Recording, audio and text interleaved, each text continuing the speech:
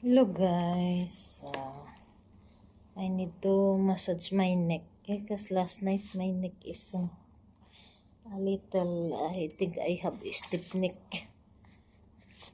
here in my neck. It's good I have like this massager, electric massager to massage before I go sleep. So that the blood will circulate properly in my vein.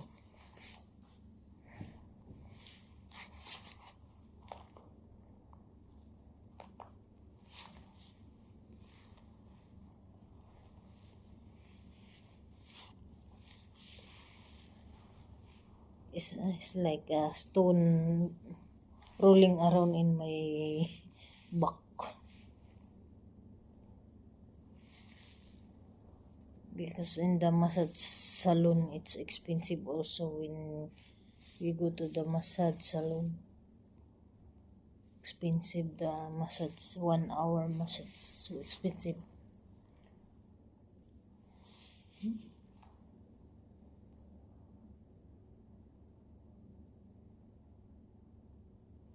But my arm and my legs, I can massage with using my hand, manual. But in my back, it's hard to massage using hand kasi it's hard to hold in my back.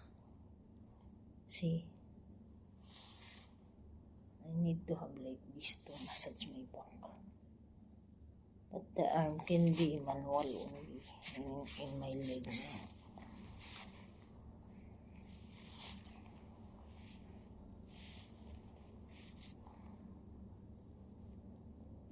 Very cold. The aircon is so cold. That's why sometimes I feel so, I'm wearing the thick jacket that my hand and my feet is, I feel the cold from the aircon.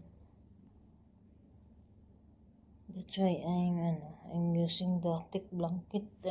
You see this. It's very thick jacket. The aircon is 5 degrees. I cannot lower the aircon because in the other room is very hot.